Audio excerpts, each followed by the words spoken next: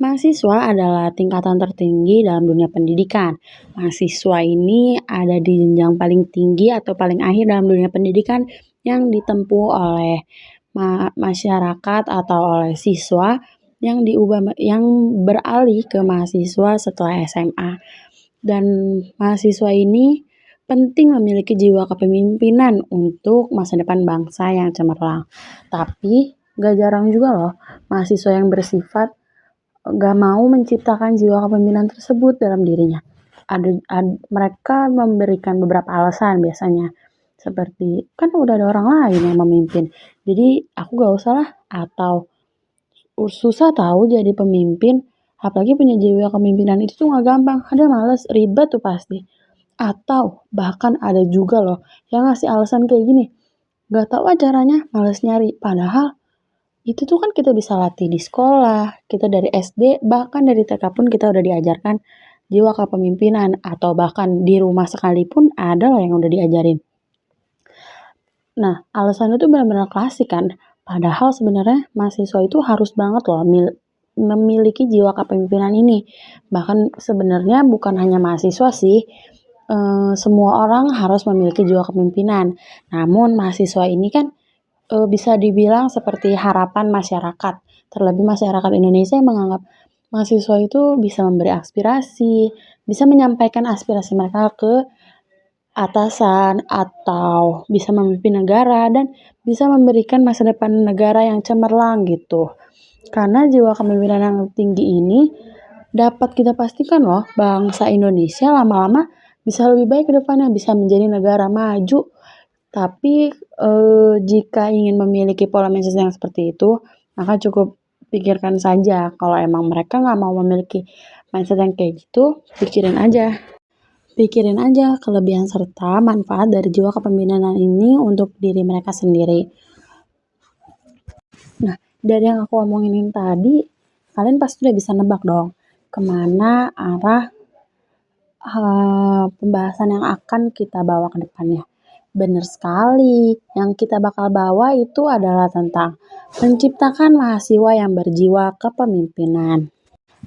Dari pembahasan di atas, bisa kita tahu loh, kalau sebenarnya mahasiswa tuh males banget menciptakan jiwa kepemimpinan. Bahkan mengembangkan jiwa kepemimpinan mereka yang pada rasa males itu tumbuh dikarenakan mereka yang nggak tahu caranya gimana. Dan ya karena mereka udah mikirnya susah, males nyari, dan gak bisa. Padahal bisa loh semua itu diubah pola mindsetnya, jadi mereka bisa ngembangin itu pelan-pelan. Nah, selanjutnya akan dibahas mengenai kajian teori. Yang pertama ada pengertian mahasiswa. Seperti yang telah kami jelaskan pada bagian pendahuluan sebelumnya, mahasiswa adalah pelajar yang kita bisa anggap sebagai tingkatan tertingginya seorang peserta didik dalam dunia pendidikan. Sedangkan pengertian dari mahasiswa menurut kamus adalah mereka yang sedang belajar di perguruan tinggi. Adapun menurut Susantoro, ia mengatakan jika mahasiswa itu identik dengan sifat dinamis dan ilmunya. Sementara itu, dalam arti harfiah, mahasiswa adalah orang yang belajar di perguruan tinggi, mau itu di universitas, institut, atau akademi. Dan bagi siapapun yang terdaftar di perguruan tinggi atau sejenisnya, maka otomatis akan dianggap sebagai mahasiswa. Sebenarnya masih banyak sekali pendapat para ahli yang menjelaskan pengertian mahasiswa secara jelas. Namun secara keseluruhan, kami telah menyimpulkan di mana pada intinya pengertian dari kata mahasiswa itu adalah seseorang yang menjalani pendidikan yang tinggi di sebuah universitas atau perguruan tinggi. Nah, setelah kami menjelajahi beberapa sumber, pada akhirnya kami menemukan ciri-ciri dari mahasiswa itu sendiri. Mahasiswa ini memiliki ciri. Yang pertama, memiliki kesempatan untuk belajar di perguruan tinggi. Jadi, mereka dianggap sebagai kaum intelektual. Nah, dikarenakan kesempatan itulah pula mahasiswa dijadikan harapan masyarakat sebagai orang yang terampil jika bekerja dan mampu memimpin. Kemudian, mahasiswa sangat menjadi harapan untuk jadi penggerak proses modernisasi atau globalisasi dan bisa masuk dunia kerja sebagai tenaga profesional nantinya. Nah, selanjutnya ada peran mahasiswa dalam dunia pendidikan. Setelah membahas mengenai pengertian dari mahasiswa tadi, tentu dapat diketahui bahwa mahasiswa memiliki peran penting dalam dunia pendidikan dalam bangsa Indonesia ini. Adapun peran diantaranya adalah sebagai agen perubahan. Para mahasiswa memang berpotensi sebagai agen perubahan dalam lingkungan hidup mereka karena mereka sering memiliki kesempatan untuk memperkenalkan serta mempromosikan inovasi-inovasi mereka sendiri. Tak jarang pula mahasiswa menjadi mentor bagi siswa di sekolah-sekolah sekitarnya. Nah, dari sini kita tahu bahwa dengan inovasi-inovasinya itu, mahasiswa dapat menjadi agen perubahan di lingkungannya. Kemudian yang kedua, sebagai salah satu sosok yang meningkatkan kualitas pendidikan. Peran mahasiswa ini bisa membantu meningkatkan kualitas pendidikan di bangsa Indonesia dengan cara berkontribusi dalam pengembangan kurikulum, pembelajaran, dan penilaian. Selain itu, mahasiswa juga dapat memperkenalkan teknologi dan sumber daya pembelajaran yang jauh lebih efektif dan inovatif kepada para guru, tak terkecuali kepada para siswanya juga. Dan yang terakhir sebagai relawan. Peran ketiga ini dari mahasiswa adalah sebagai relawan.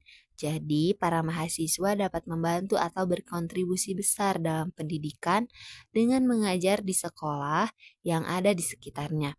Contohnya, seperti membantu guru memberi dukungan akademik kepada siswa, memberi kelas tambahan, atau bimbingan belajar bagi siswa yang membutuhkan. Nah, selanjutnya ada pengertian kepemimpinan. Banyak sekali pengertian atau definisi dari kepemimpinan ini. Hal ini disebabkan karena pandangan atau makna kepemimpinan itu beragam bagi setiap orang. Menurut kami sendiri, kepemimpinan adalah sebuah sifat atau karakter yang dimiliki seseorang yang mana sifat atau karakter tersebut dapat mempengaruhi orang lain untuk mengikuti semua perintahnya demi mewujudkan sebuah tujuan yang ingin digapai bersama dengan lancar dan terorganisir. Selain itu, menurut kami, kepemimpinan juga dapat diartikan sebagai pengaruh atau kekuatan seseorang untuk menggerakkan setiap orang yang ia butuhkan. Jadi ya pada intinya kepemimpinan adalah sebuah proses ataupun sarana yang dipunyai oleh seseorang untuk melakukan hal secara sukarela.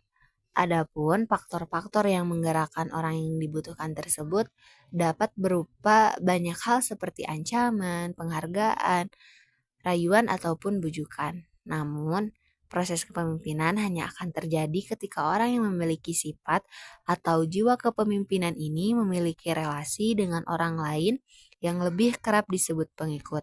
Karena apabila tidak ada pengikut, maka tidak akan ada seorang pemimpin. Meski demikian, bukan berarti jiwa kepemimpinan hanya harus dimiliki oleh seseorang yang memiliki pengikut. Jiwa kepemimpinan tetaplah diperlukan oleh kita, terutama mahasiswa untuk memimpin dirinya sendiri. Baiklah teman-teman, setelah tadi kita membahas mengenai pendahuluan, serta kajian teori yang berisikan tentang pengertian mahasiswa, apa saja peran mahasiswa dalam dunia pendidikan, serta apa pengertian kepemimpinan yang sebenarnya, kini saatnya kami memaparkan hasil dan pembahasan dari penelitian kami. Adapun hasilnya menunjukkan bila jiwa kepemimpinan dapat diciptakan dengan berbagai macam cara. Caranya ini pun bisa berasal dari dalam diri ataupun luarnya nih teman-teman. Berikut adalah hasil yang telah kami temukan. Yang pertama, cara menciptakan jiwa kepemimpinan dari diri sendiri. Seperti yang telah dipaparkan sebelumnya, bahwa jiwa kepemimpinan bisa diciptakan dari dalam diri sendiri. Adapun caranya ini ada 3. Yang pertama, dengan meningkatkan rasa percaya diri. Kepercayaan diri adalah salah satu kunci utama untuk melatih jiwa kepemimpinan dari dalam diri sendiri atau juga sering disebut self-leadership. Hal ini dikarenakan kepercayaan diri adalah kunci bagi seorang calon pemimpin tampil lebih baik daripada yang lainnya. Selain itu, kepercayaan pada diri sendiri seringkali menimbulkan atau memunculkan berbagai potensi tersembunyi dalam diri nih teman-teman. Selain alasan tersebut, terdapat satu alasan lain. Alasannya adalah agar orang tersebut dapat menarik rasa kepercayaan dari orang lain yang akan ia pimpin atau disebut sebagai pengikut. Dikarenakan seorang pengikut pasti akan memiliki pemikiran seperti ini, teman-teman. Bagaimana aku ingin percaya padamu untuk menjadi pemimpinku jika kamu saja tidak memiliki kepercayaan diri pada diri sendiri? Ya, kurang lebih seperti itulah teman-teman. Apakah ada yang merasa demikian? Dan oleh sebab itu, kepercayaan diri berada di poin pertama karena poin ini memang menjadi kunci keberhasilan seorang pemimpin. Yang kedua, selalu berpikiran positif. Sebagai seorang pemimpin, kita haruslah memiliki pikiran positif atau lebih sering disebut positive thinking di zaman ini. Alasannya adalah karena seorang pemimpin harus tetap bisa mengambil sebuah keputusan dan mencari jalan keluar dari masalah dengan kepala dingin dan tak tergesa-gesa. Mengapa ya? Ya tentu, dikarenakan jika seorang pemimpin mengambil sebuah jalan keluar dengan tergesa-gesa atau panik, sudah dipastikan bahwa kemungkinan yang akan terjadi akan berdampak buruk ke depannya, baik untuknya maupun pengikutnya nanti. Yang ketiga, dengan meningkatkan rasa bertanggung jawab. Tentu tak kalah pentingnya, seorang pemimpin haruslah memiliki rasa bertanggung jawab, dikarenakan ia mengemban banyak tugas serta amanah yang mana setiap keputusannya akan berdampak bagi dirinya dan pengikutnya kelak. Oleh karena itu, seorang pemimpin harus bisa dan berani mengambil resiko. Karena dengan hal ini, seseorang akan berjalan dan belajar dari pengalamannya dengan mengambil keputusan dan memikirkan dampaknya di kemudian hari. Dengan catatan, jika ia berani mengambil sebuah keputusan, maka ia juga harus berani untuk mempertanggungjawabkan keputusannya di kemudian hari nanti. Sifat ini bisa dimunculkan dengan cara kalian yang mulai meningkatkan kekuatan tekad serta rasa ingin berkembang kalian untuk menggapai tujuan kalian.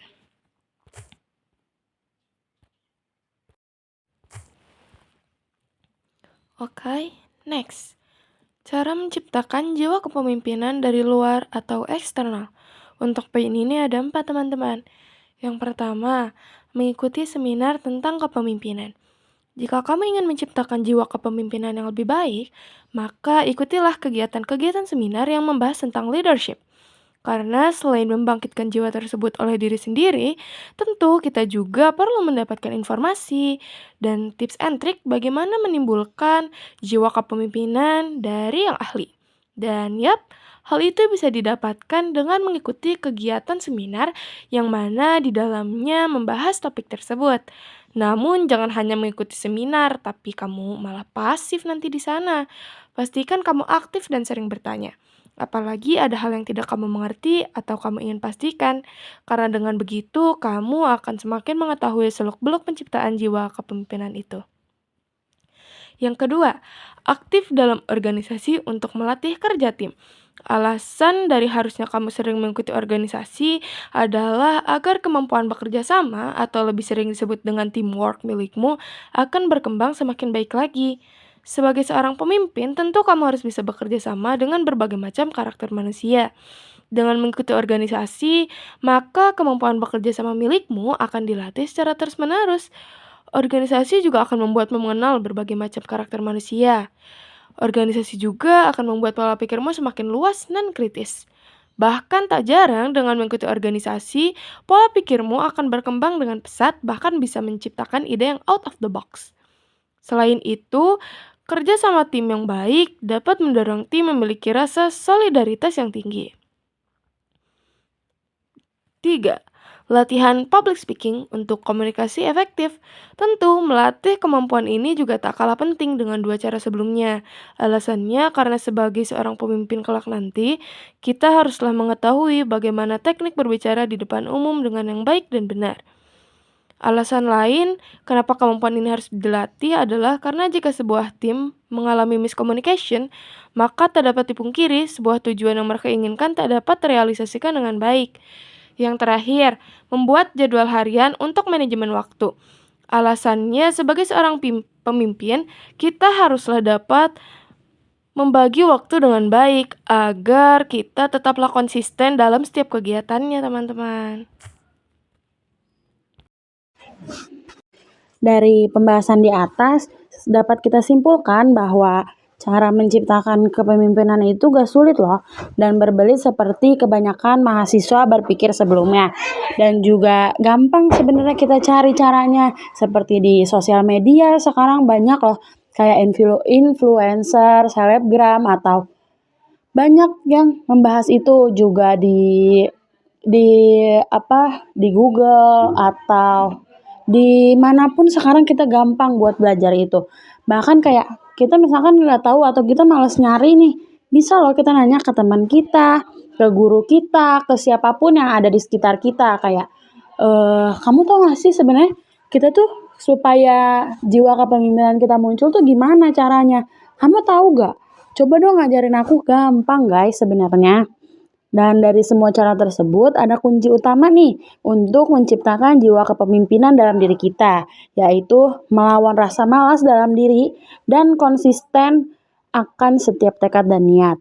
Jadi ayo guys dari sekarang kita lawan rasa malas kita dan juga dengan mencari info-info, dengan mengikuti kegiatan-kegiatan kepemimpinan untuk mengembangkan diri kita. Setelah itu kita konsisten dengan cara kayak rutin, misalkan minimal kayak sebulan sekali atau berapa lama sekali semampunya kita dulu.